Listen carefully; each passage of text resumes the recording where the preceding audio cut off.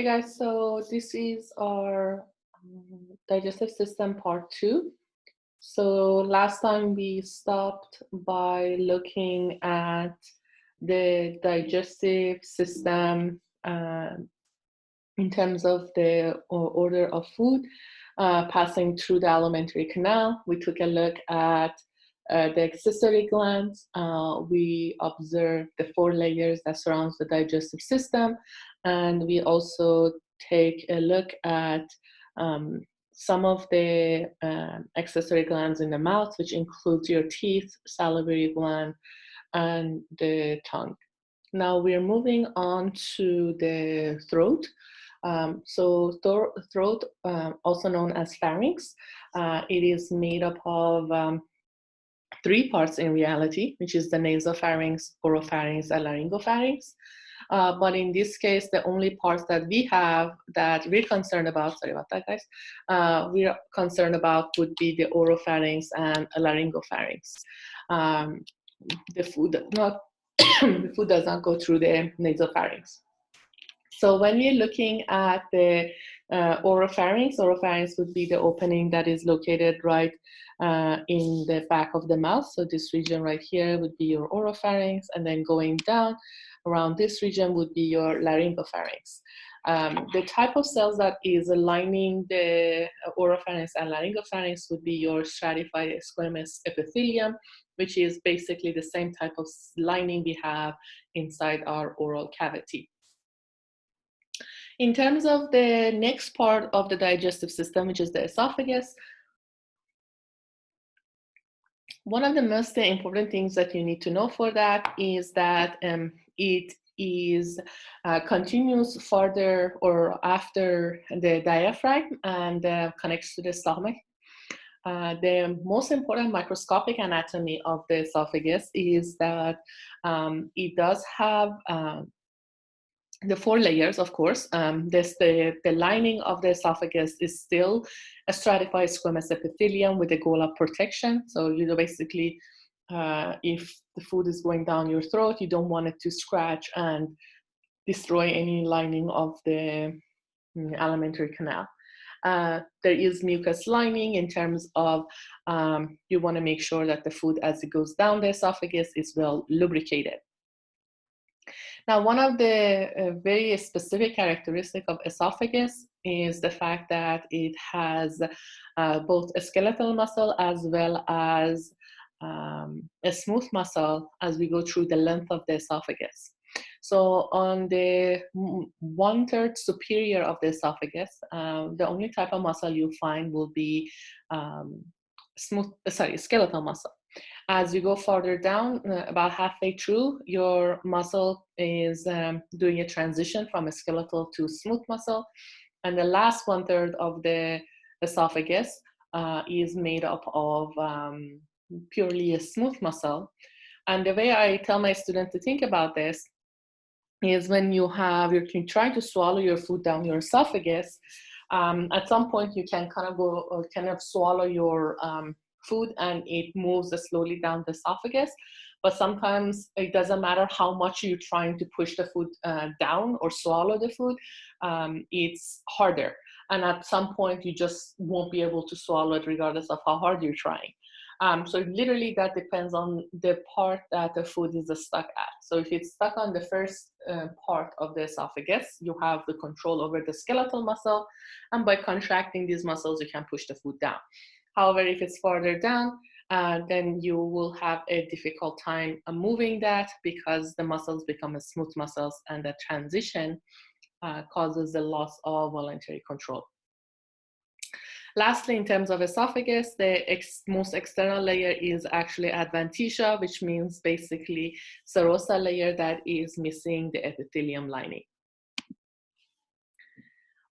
So basically, this is what we talked about already, so I'm not going to go over that. The other factor that you need to also know is if I'm looking at the esophagus, so here's my esophagus going down, at the end of the esophagus, when it's connecting to the stomach, there is a sphincter. If you guys recall, sphincters are circular muscles that are present at the entrance or exits of organs. In this case, the name of the sphincter is lower esophageal sphincter, which basically means it is located at the bottom of the esophagus. It's also called the cardiac sphincter, because if you want to kind of visualize, if this is your stomach and that's your sphincter, here is your diaphragm, and your heart would be, if I change my color, my heart would be located right here. So if the sphincter is located here, right at the beginning of the stomach, superior to that would be your heart, hence another name for that is, sphincter would be cardiac sphincter. What is the job of this sphincter? It controls the food entry to the stomach. And the other main function that it has, it basically prevents the environment of the stomach to be introduced into the esophagus. Now, the next organ in line we have is the stomach. Stomach is important because it is the site where the food actually gets churned into chyme. Churning, again, if you recall, is the mechanical movement of the stomach, which allows the food to be mechanically digested or broken down. It is also a site for secretion of an enzyme called pepsin. Pepsin is an essential enzyme in terms of protein breakdown. And lastly, one of the main functions of the stomach is the acidic condition of the stomach, that not only activates the enzyme pepsin, so the acidity of the stomach activates the enzyme pepsin to break down protein, but it's also important in terms of making sure that any bacteria that or pathogens that can enter or in a stomach or digestive system can be destroyed within the acidic environment. Now, do keep in mind that not every bacteria that enters through our digestive system can be destroyed by the acidic environment. So if it actually survives the acidity, it can cause infections, which are basically what we identified as a person having food poisoning. Now, a stomach is made up of multiple regions, as you can see. A couple of these names should sound really familiar to you since we discussed them previously, the two being the lesser curvature and the greater curvature. These are where the greater and lesser omentums were originating from. Now, looking at the stomach, again, here is the esophagus coming down. At the end of the esophagus, you have what we identified at this region, where you have a sphincter called cardiac sphincter or lower esophageal sphincter. The segmentation of the stomach, you have very narrow area called the cardiac orifice in the cardiac region. I simply tell students to know this as the cardiac region. You have the dome of the stomach, which is called the fundus. And the majority of the stomach that's basically include the lesser and the greater curvature is referred to as the body.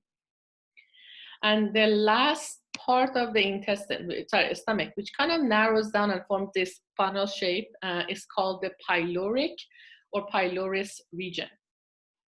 Now, please do note that at the end of this, as this narrowing happening, right before you transition from the stomach into the small intestine, there is another sphincter located here. So here's one sphincter again, here's the other one. And this sphincter, because of its proximity to the pyloric region, is referred to as the pyloric sphincter.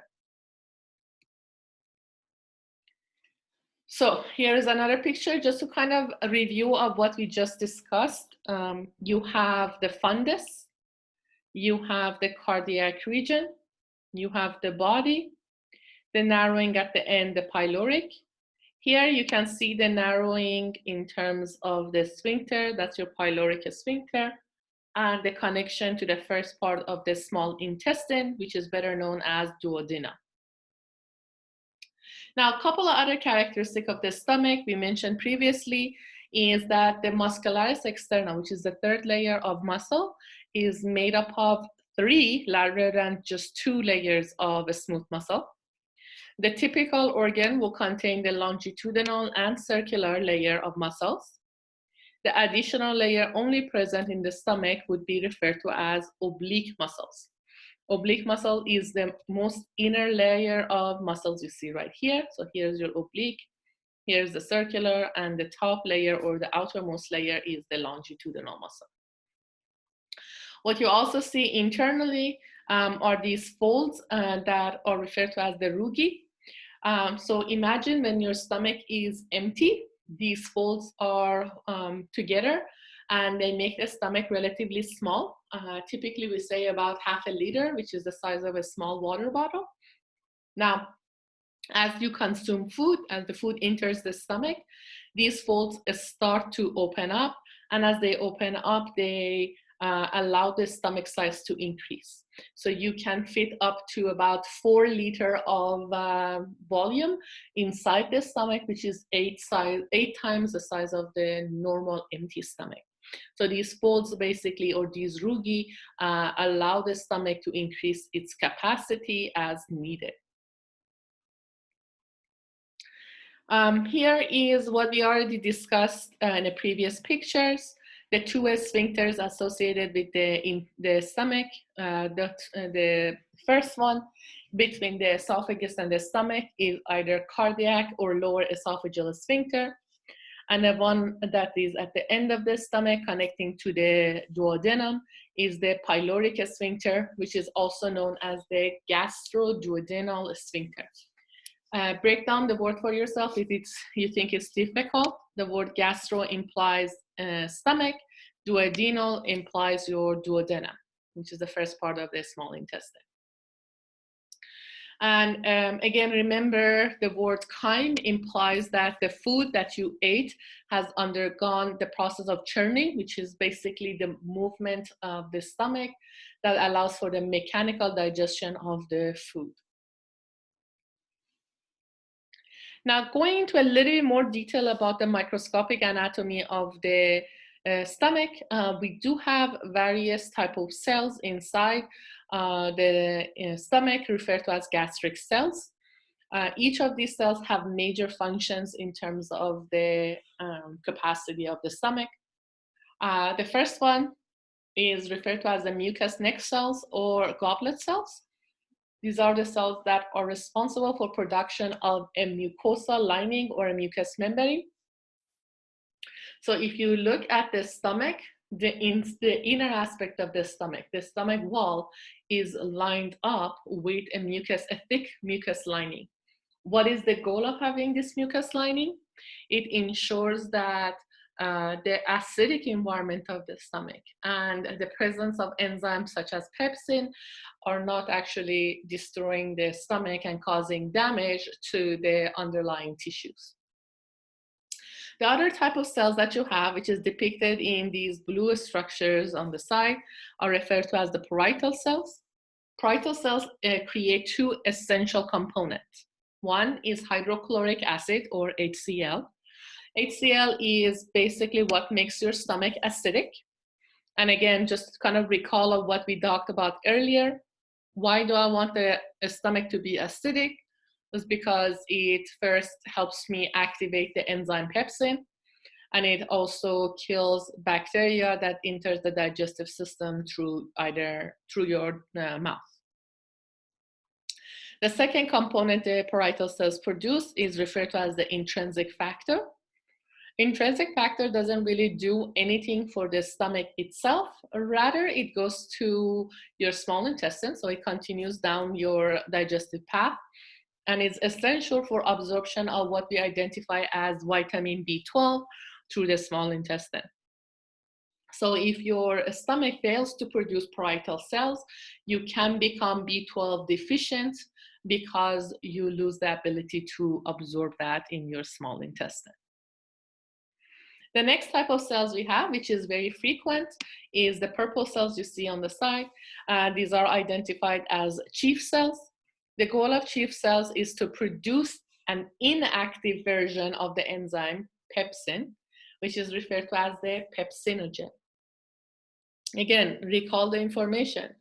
the enzyme pepsin only gets activated, or pepsinogen only gets activated when it is in the presence of hydrochloric acid or HCl. In another sense, what we're saying is that chief cells and parietal cells need to work together. Chief cells are producing pepsinogen, and parietal cells are producing HCl, and together they make a working enzyme called pepsin. And pepsin job, why do I care about pepsin? Because it starts to enzymatically or chemically digest my proteins. Again, do keep in mind that now we're introducing chemical digestion, and we're not only talking about mechanical digestion. So building up on that and expanding on that, again, if I ask you a question in exam and I said, all food groups are mechanically digested in the stomach, the answer is yes. The word mechanical implies that you're referring to the churning action of the stomach. You don't distinguish if you're breaking down protein, fats, or carbs. You're gonna do basically mix them using the churning motion of the stomach and mechanically digest all food groups. However, if I said which food group is chemically digested in the stomach, your answer should be only proteins, because you have the capacity to release the enzyme pepsin, which digests the protein into its smaller subunits, which we already know would be amino acids. Now, the last type of cells that we have are called enteroendocrine cells. Now, why do I need enteroendocrine cells? Remember parietal cells that are producing HCl? How do those parietal cells know that they need to produce HCl? For that, they actually refer to your enteroendocrine cells. So enteroendocrine cells are producing what we know as gastrin. Gastrin stimulates, so this gastrin goes to what? Goes to your parietal cells and allow the parietal cells to produce HCl. Now, if you take the HCl and pepsinogen come together, right? And that form what? They form what we identify as pepsin, right? If I can write. And pepsin is important because it breaks down my proteins into amino acids. So for the exam, please make sure that you guys can identify each of the cells, be able to identify each of the categories of, be able to identify what each cell produces, and if they are lacking the cell, how would that affect the function of the stomach. Here is again depiction of the same concept. You have the mucosal lining for the stomach. You have your 3 different types of cells. You have depiction of a pepsinogen becoming pepsin in the presence of HCl. And again, pepsin is essential for breaking down proteins to amino acids. Now, working our way to the next part of the digestive system, we have the small intestine. Now, a small intestine is broken down to 3 parts, duodenum, jejunum, and ileum. Small intestine is relatively long, considering it is called a small intestine. A lot of people have mistook that as a small intestine is short. The word is small implies that the diameter of the tubing is small. So if you, for instance, compare the small intestine, this is the diameter of your tube, versus the large intestine, that's the diameter of the tube. But in reality, a small intestine is a long extension, and it has a significant large surface area. Now, what is the job of the small intestine? There are 2 extremely important functions associated with small intestine. One is enzymatic digestion. Again, this means that you need digestive enzyme present in the small intestine. And the second job is absorption. So after you have broken down the food into smaller subunits, then you want to take that food and bring it into your bloodstream. Now, understand the food that is coming from the stomach is acidic because of the presence of HCl. The small intestine is not equipped to handle that acidic environment. So how do you resolve the issue? So at the beginning of the small intestine, which is your duodenum, you have a specific gland called Brunner's glands. And the Brunner's gland's job is to create a solution we better know as a buffer, bicarbonate. And this bicarbonate is producing what we identified as an alkaline environment, which basically means it's basic. And introducing that basic environment help you neutralize the environment or neutralize the chyme as it enters the small intestine. Again, duodenum is extremely important in both chemical digestion and absorption.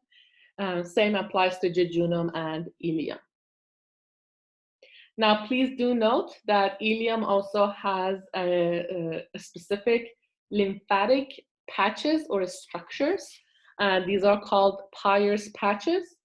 They are literally nodules of lymphatic tissue that are localized between the folds of the ileum.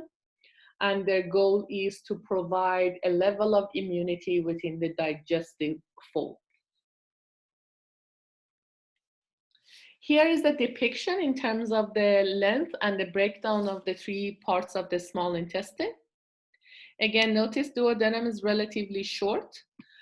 So it's typically about few inches long versus jejunum and ileum that are a few feet long.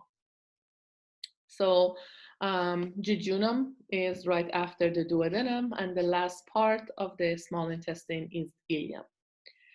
Please do note that here is your ileum or end of the ileum, which is connecting to the first part of the large intestine, which is called the cecum. So what I'm circling right here is the first part of the large intestine, which is cecum. And then lastly, coming off of the cecum, you have this little extension, which is referred to as the appendix, or falciform appendix. Now, I'm going to finish up by looking at this small intestine microscopic anatomy, and we'll move on and finish up this PowerPoint on our Unit 3 of digestive system. Now, why a small intestine is so long? Think about the main function of the intestine. It is digestion and absorption. Both of these requires that the chyme stays in these folds of the intestines as long as it can. The other thing is when you are doing absorption, you want to have a significant amount of surface area. Understand the larger the surface area, it basically allows for a most effective absorption. Do note that the absorption number for the typical intestine, small intestine, is about 200 square meters, which is gigantic. And again, this is meters, it's not feet. And unfortunately, as you age, these surface area starts to decline, and that affects the ability of an elderly to absorb as much nutrients compared to someone that is younger. Now, how do we create a 200 square meter surface area? We do that through three different means: circular folds, villi, and microvilli. So what are these each? So if you look at the intestine, and this is going to be visible by looking at the small intestine with the naked eye. So these are macroscopic structure. These are ridges and folds in the mucosa and submucosa that are about 1 centimeter, so about half an inch, maybe less than half an inch. And what they do is first they fold the chyme to pass through the small intestine. they force the chyme to pass through the small intestine. And also, again, because of these ridges and folds, you are increasing the surface area and also decreasing how fast food can move through the intestine. So if you're basically going through a straight road versus going up and down hills, it's going to be harder to go up and down the hills. So these folds, these circular folds, are going to slow down the food passage through the small intestine and give the small intestine a higher chance of absorption. The next thing that you see, these are referred to as villi. So I'm going to show you guys again in the next picture. So these are about 1 millimeter, so about 1/10 of a centimeter. These structures, again, kind of look like mountains. They are very pronounced finger-like extensions that are covering the whole surface area of the small intestine. And imagine if you were looking at the small intestine surface while these villi were not absent. So you will have this surface area for absorption, right? Relatively small. Now what do you have? The surface area is this whole thing, right? So compare this surface area to the whole surface area we have. The way that I tell my students is think about space. If you have, let's say, a space of a house, you can have a 1-floor house that only houses, let's say, 5 people, versus you can build a skyscraper that houses hundreds or thousands of people, right? So that, think about it as a surface area. If you're only at the basic level, very small surface area, but if you're kind of creating these long extensions, you get a much higher surface area within the same space. Now, if you zoom in, the wall of these cells, the wall of these villi are made up of individual cells. So each of these little boxes that we have are a single cells. What are the type of cells that we have? These are called simple columnar epithelium. To kind of reminder, the word simple implies a single layer of cells. Columnar implies that these cells are elongated, and epithelium as a type of tissue. Now, if I zoom into just one of these cells, this is what you will see. So this is a simple columnar epithelium cells. And on the surface of the cells, the surface that is actually coming into contact with your food, you'll see these tiny finger-like extensions at the microscopic level. And these are referred to as the microvilli or microvilli. What is, again, the goal of these? Same concept. As you go up and down, you get a much higher surface area versus just going across. So by doing the circular folds and slowing down the food, and by using villi and microvilli that are going to increase the surface area, you create a 200 square meter surface area, which is an extremely effective surface for absorbing as much nutrients from your food as you can possibly do. Now, a small intestine, we keep talking about the 2 main functions of the small intestine. What are those 2 functions? One is the chemical digestion or enzymatic digestion of your food. And the second is absorption. So we already talked about the absorption. Now let's focus on the chemical digestion. So intestine itself does not, a small intestine itself does not produce any enzymes. All of these enzymes come from the pancreas. And there's some of these main enzymes. This is not all of them, but it's some of the enzymes, which includes maltose, lactase, and sucrase. These are all 3, and you can see the color coding. These are associated with carb or carbohydrates. An enzyme the small intestine is, that's present in the small intestine is called peptidase, which is important in terms of digestion of peptides or chains of peptides into amino acids. So basically this would be your proteins. And then intestinal lipase, and this should sound familiar. Lipase comes from the enzyme, from the word lipid, which basically means breakdown of fat. and you can break down fats into chains of fatty acid and monoglycerides. Now, does that mean, again, or those are the only enzymes? No. However, these are some of the main enzymes. And again, to finish this up and wrap this up, please do again note that even though I'm mentioning these digestive enzymes are present inside the small intestine, the small intestine itself is not producing them. They are all coming from your pancreas, and we'll talk about that in our next unit, or sorry, on our next PowerPoint. Thank you, and I'll see you guys in the next one.